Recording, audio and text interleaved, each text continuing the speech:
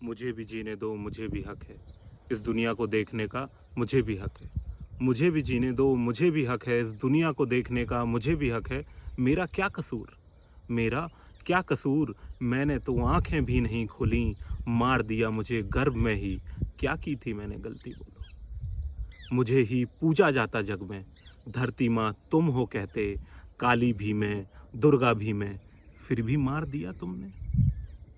छोड़ रही हूँ, छोड़ रही हूँ एक प्रश्न तुम्हारे लिए, जिसका उत्तर है सिर्फ तुम्हारे लिए।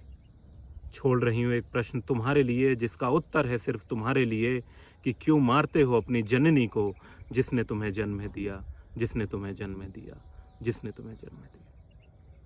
यह कविता मैंने कक्षा 12 में लिखी थी कन्या भ्रूण हत्या पर आज की परिस्थितियों को देखकर मुझे लगता है इसके बोल कुछ इस प्रकार होने चाहिए कि मर जाने दो मुझे गर्भ में ही, मर जाने दो मुझे गर्भ में ही, बाहर आकर भी तो वही होना है।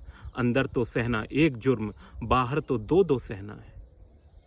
मौत, मौत या मौत और बलात्कार में से ही अगर कुछ चुनना है तो चुन लेती हूँ मौत को।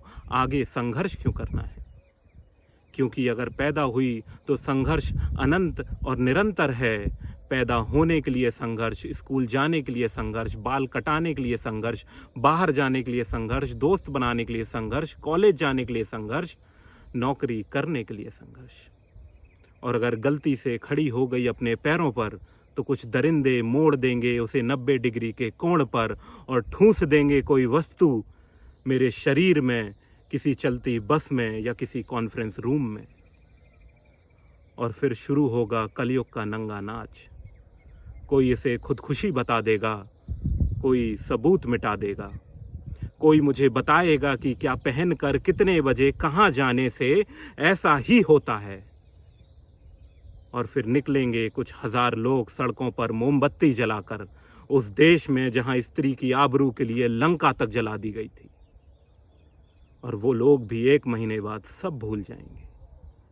बस रह जाएगी तो एक माँ, किसी कमरे के किसी कोने में पड़ी सिसकती और सोचती कि क्यों पैदा होने दिया मैंने एक लड़की को।